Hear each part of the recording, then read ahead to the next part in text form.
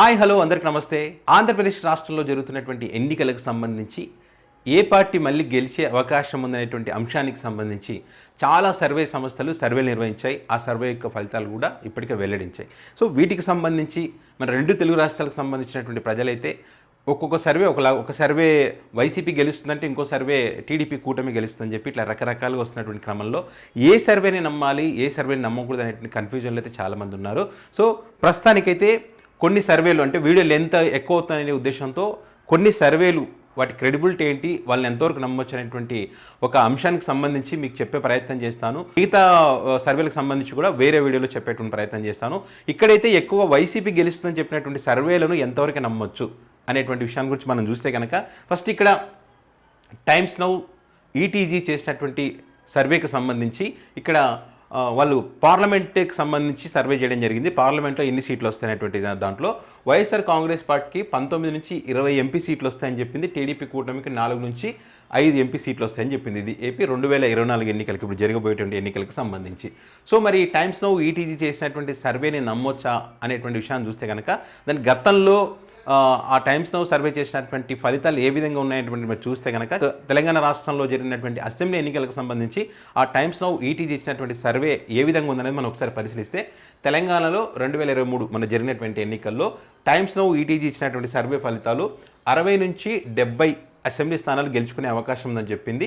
BRS party 37 నుంచి 45 సీట్లు, BJP 6 నుంచి 8 సీట్లు, ఎంఐఎం 5 నుంచి 7 సీట్లు గెలవచ్చనేటువంటి అంచనా ఈ టైమ్స్ నౌ ఈటీజీ చేసింది. సో దీంట్లో 60 నుంచి 70 మధ్యలో అంటే 64 సీట్లు కాంగ్రెస్ పార్టీకి వచ్చింది, 37 నుంచి 45 అంటే 39 బీఆర్ఎస్ పార్టీకి వచ్చింది, 6 నుంచి 8 అంటే 8 బీజేపీకి, 5 నుంచి 7 అంటే ఎంఐఎంకు 7 సీట్లు వచ్చినటువంటి పరిస్థితి ఉంది. ఇది టైమ్స్ నౌ ఈటీజీ యొక్క క్రెడిబిలిటీ. అంటే గతంలో చేసిన సర్వే సక్సెస్ఫుల్గానే వాళ్ళు చేయగలిగారు. సో అది ఇక జన్మత్ పోల్కి సంబంధించి కూడా పెద్ద ఎత్తున చర్చ జరుగుతుంది. జన్మత్ పోల్ సర్వేని ఎంతవరకు నమ్మొచ్చు అనేటువంటి దాని గురించి కూడా సోషల్ మీడియాలో భారీ ఎత్తున చర్చ జరుగుతుంది. సో దీనికి సంబంధించి మనం చూస్తే కనుక ఇప్పుడు ఏపీలో జరుగుతున్నటువంటి ఎన్నికలకు సంబంధించి 15 నుంచి 17 పార్లమెంటు స్థానాలు వైసీపీ గెలుచుకుంటుంది, 6 నుంచి 8 టీడీపీ కూటమి గెలుచుకుంటుంది అనేటువంటి ఈ సర్వే ఫలితాలు చెప్పడం జరిగింది. ఇది ఇప్పుడు జరగబెట్టింది ఏపీలో.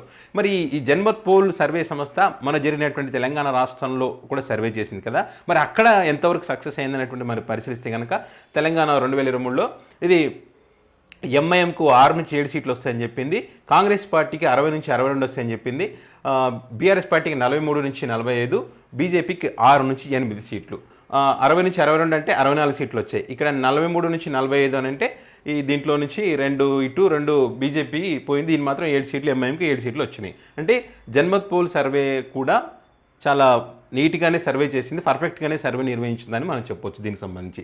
ఇక డెక్కన్ 24/7 సంబంధించి అయితే ఈ సర్వే మరి ఎక్కువగా అంటే గతంలో వైఎస్ఆర్ కాంగ్రెస్ పార్టీకి 151 సీట్లు వచ్చాయి, అదే రేంజ్లో ఫలితాలు వచ్చే అవకాశం ఉందనేటువంటి విధంగా మరి డెక్కన్ 24/7 సర్వే సంస్థ చెప్పడం జరిగింది. సో ఈ డెక్కన్ 24/7 చేసినటువంటి సర్వే యొక్క ఫలితాలు చూస్తే అసెంబ్లీ ఎన్నికల్లో ఇప్పుడు జరగబోయేటువంటి దానికి సంబంధించి 135 నుంచి 140 స్థానాలు వైఎస్ఆర్ కాంగ్రెస్ పార్టీ గెలుచుకుంటుందని చెప్పింది, 35 నుంచి 40 టీడీపీ కూటమి గెలుచుకునే అవకాశం ఉందని కూడా మరి ఈ సర్వే సంస్థ వెల్లడించింది. సో మరి ఈ డెక్కన్ 24/7 తెలంగాణ రాష్ట్రంలో ఏ విధంగా సర్వే చేస్తుందని మనం పరిశీలిస్తే కనుక ఎంఐఎంకి 7 సీట్లు వస్తాయని చెప్పింది, మరి నిజంగానే 7 సీట్లు రావడం జరిగింది. అదేవిధంగా కాంగ్రెస్ పార్టీకి 54 సీట్లు అని చెప్పింది, మరి ఇక్కడ కాంగ్రెస్ పార్టీ 64 సీట్లు గెలుచుకుంది, అంటే 10 సీట్లు తక్కువగా చెప్పింది.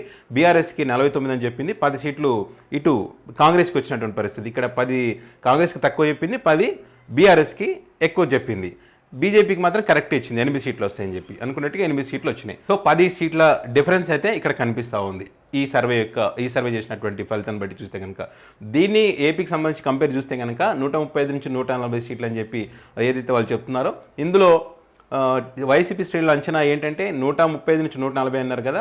సో దీని ప్రకారం చూసిన ఒక 10 తగ్గినా కూడా 125 సీట్లు వచ్చేటువంటి అవకాశం ఉంది.